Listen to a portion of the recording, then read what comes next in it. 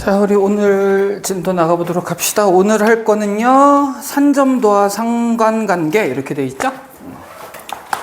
산, 점, 도, 그리고 상관관계 이런 얘기인데, 사실은 산점도와 상관관계라고 나와 있는 게 우리 지금 중학교 3학년 교과 과정에서는 산점도를 그려서 산점도를 통해서 상관관계를 찾으세요, 이런 의미로 나와 있지만, 사실은 상관관계를 찾는 하나의 방법 중에 산점도가 있는 거지, 산점도가 상관관계보다 더 우위에 있는 그런 개념은 아니야.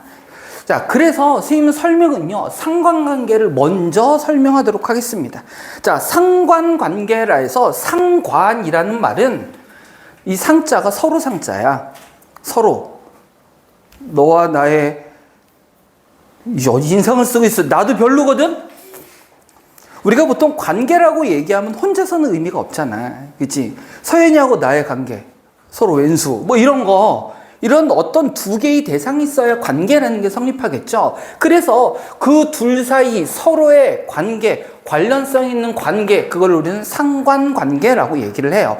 이 얘기는 무슨 뜻이냐면, 즉 두 개의 어떤 별량을 뭐 X하고 Y라고 놓자. 이건 무슨 뜻이냐면, 두 개의 별량이라는 얘기는요, 이런 뜻이야. 각각의 자료가 있다는 얘기야. 예를 들어 얘가 키, 얘는 뭐 몸무게.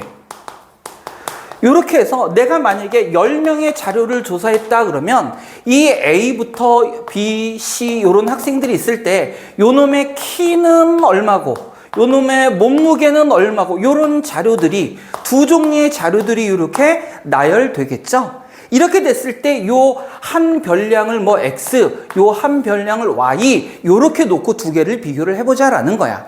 자, 이렇게 됐을 때 이 A하고 A의 두 개의 별량, B의 두 개의 별량, C의 두 개의 별량들을 각각 한번 확인을 해봤더니 대체적으로 물론 키가 다 다르겠죠?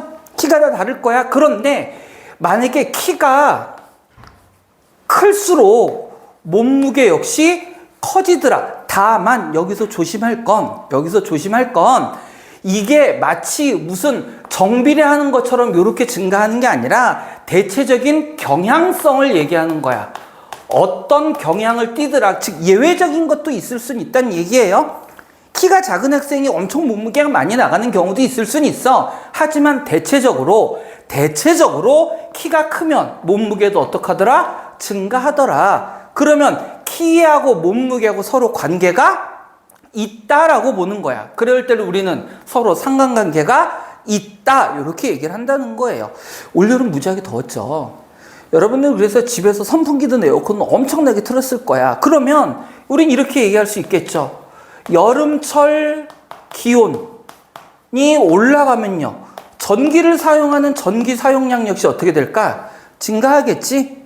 그죠? 나는 암만 더워도 에어컨 선풍기는 귀지 않고 버틸 거야. 이런 집도 있겠지만, 혹은 이 중에도 있을 수 있겠지만요, 일부 어머님들은 전기세 아까워, 참을 때까지 참아보는 거야, 이러면서 안 키는 집도 있을 수는 있어. 하지만 특별한 경우가 아니라 뭐 대체적인 경향을 본다라는 거죠. 그럼 여름철 기온이 올라가면 보통 전기 사용량도, 선생님도 그래서 관리비가 거의 2배 가까이 나오더라고. 너무 더워서. 학원에 대부분의 시간을 있는데도 2배까지는 아니고 한 1.5배 이상 나온 것 같아요. 전기 사용량. 아무튼 네, 서로 상관관계가 있다라고 이렇게 얘기할 수 있을 거야. 자, 그런데 이런 건 있을 수 있습니다. 자, 머리 크기. 어떤 사람이 머리 커. 그 사람의 수학 점수. 머리가 크면 수학 점수가 더 높을까요? 어떤 사람은 그래. 머리가 크면 뇌의 용량이 크고, 근데 그거 다 과학적으로 근거 없는 얘기로 밝혀졌죠. 따라서 머리가 크다고 해서 수학 점수가 높다라는 건 성립하지 않아요.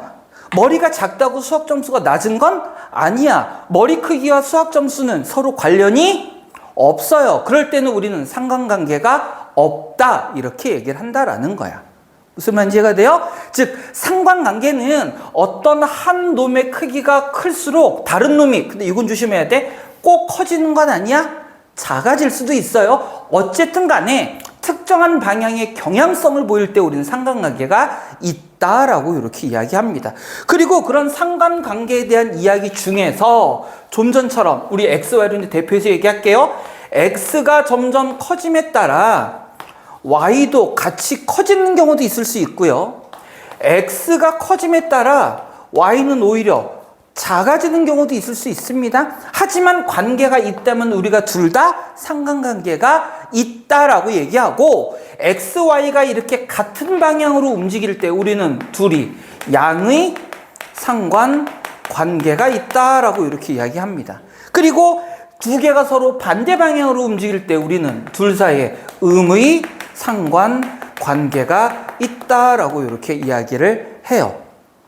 음의 상관관계는 어떤 경우가 있을 수 있을까? 이거 여러분들 잘 헷갈리는 거니까 좀 전에 선생님이 기온에 얘기했잖아. 아까 여름철 기온이 올라갈수록 전기 사용량 어떻게 된다? 올라간다. 그럼 이 둘 사이는 무슨 관계? 양의 상관관계입니다. 자, 반대로 얘기할게요. 겨울엔 추울수록, 선생님 일부러 좀 헷갈리게 할 거야. 겨울은 다시 선생님이 이거 여러분 헷갈리게 일부러 할 거야. 헷갈리게 겨울철 기온과 전기 사용량은 양의 상관관계일까요? 음의 상관관계일까요? 겨울철 기온과 전기 사용량. 추울수록 뭐 히터든 뭐든 전기장판이든 많이 쓰겠지. 그죠? 그럼 추울수록 전기 사용량은 어떻게 돼? 높아지겠죠? 그럼 겨울철 기온과 전기 사용량은 양의 상관관계야, 음의 상관관계야? 잘 생각해야 돼. 잘 생각해야 돼요.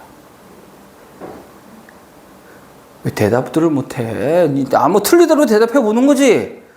소영아, 뭔 거 같아? 겨울철 기온과 전기 사용량은 양의 상관관계일까, 음의 상관관계일까?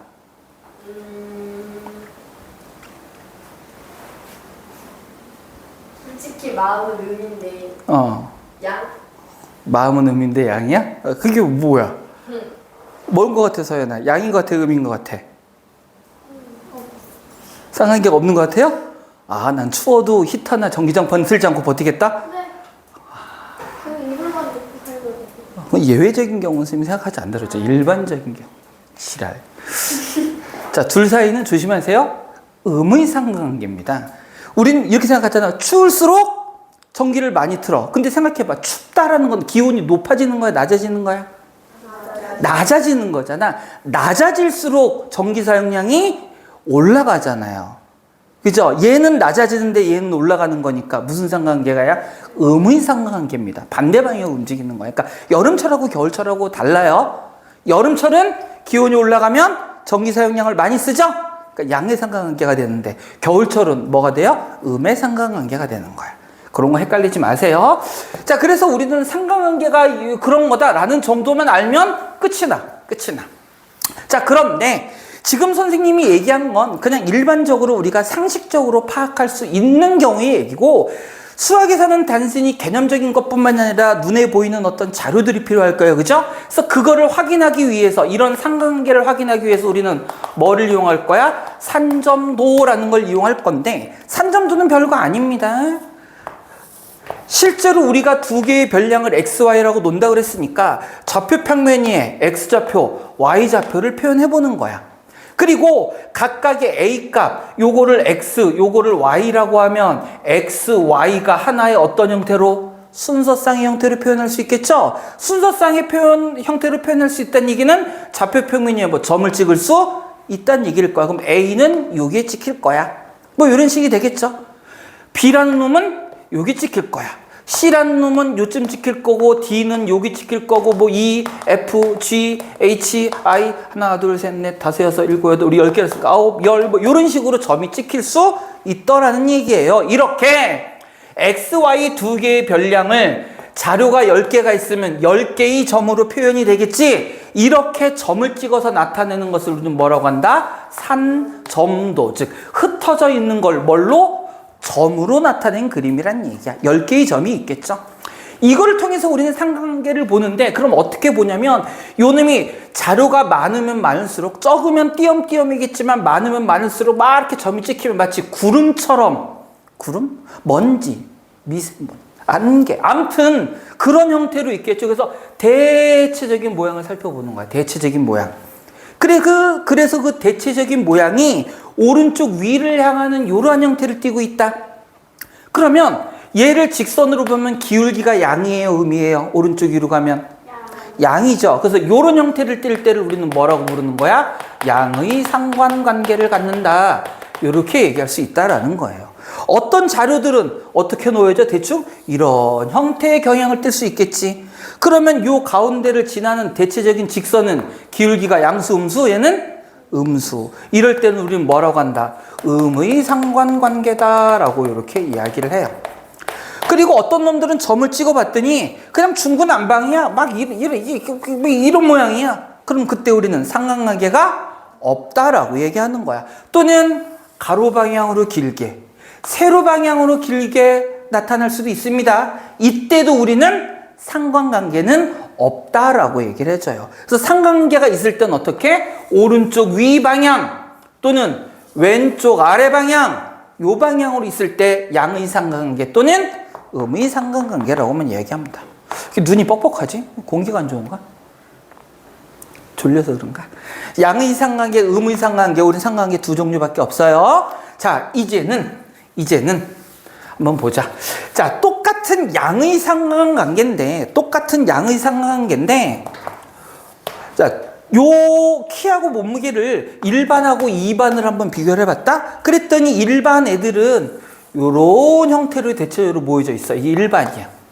근데 2반 애들은요, 요렇게 모여 있어. 즉, 모여있는 형태가 1반과 2반을 비교했더니 2반이 좀 더 날씬하게 좁게 모여있고 1반이 더 넓게 모여있죠. 이렇게 두 개의 자료를 비교했을 때, 다시 비교했을 때야 하나만 갖고 얘기할 수 없어요. 두 개 자료를 비교했을 때 1반도 양의 상관관계도 2반도 양의 상관관계인데 똑같은 양의 상관관계 중에 2반이 더 좁게 모여있죠.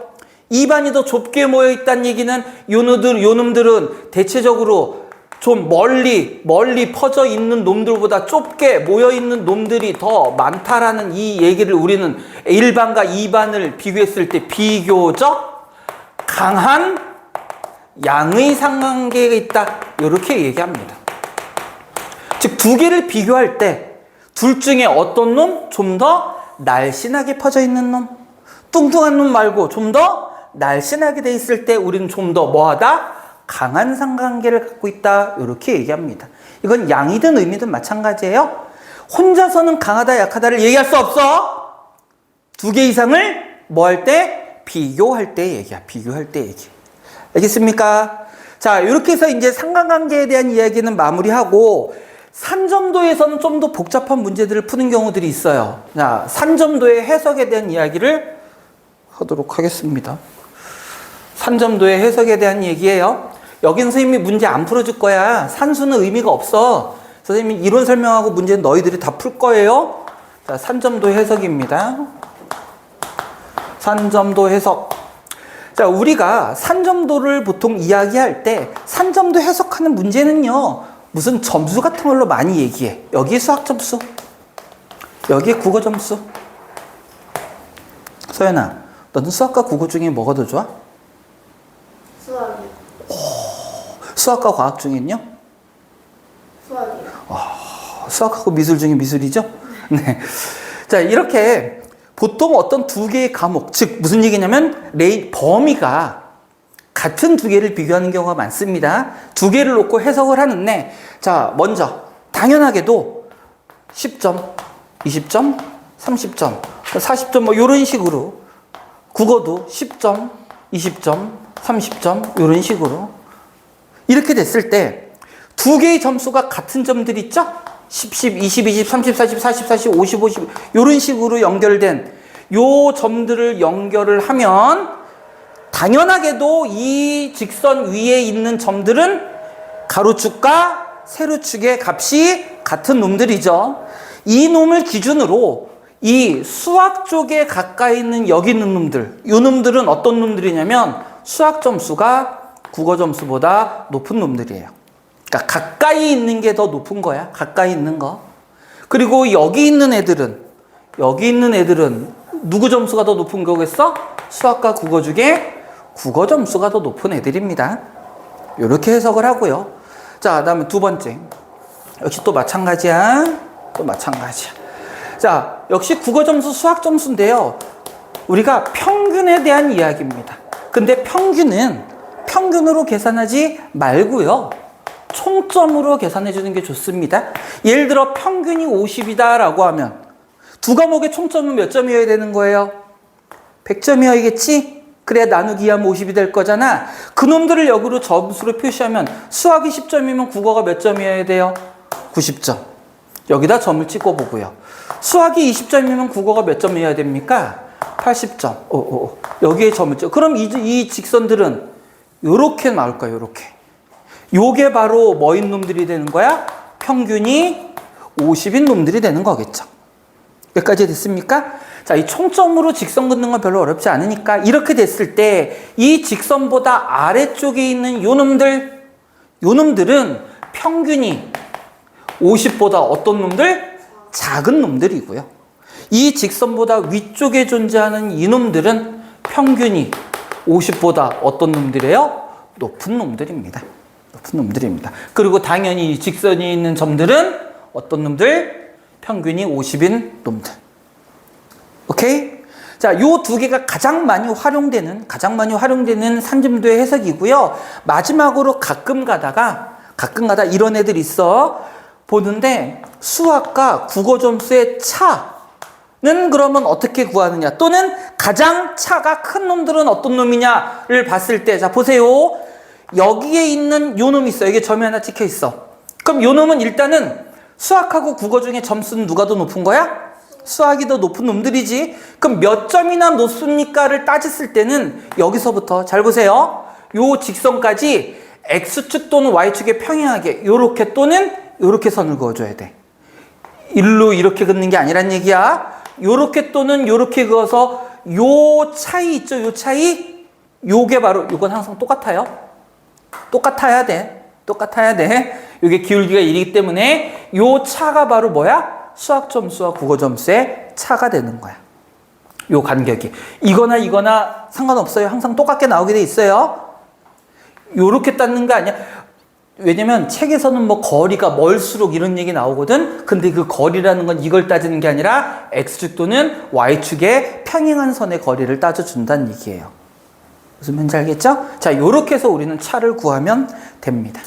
자, 여기까지가 산점도에 대한 얘기고, 사실은 선생님이 설명을 여하튼 해야 될 거를 쭉 하긴 했지만 실제적으로는요, 이 문제가, 여기는 문제는 어렵지 않아요. 어렵지 않습니다. 그리고 쉽다 보니까 여러분도 선생님 얘기 듣기 지루했을 텐데, 그래서 여기는 그냥 여러분들이 문제 쭉 한번 풀어나가 볼 거예요. 어려울 게 없어서 106쪽.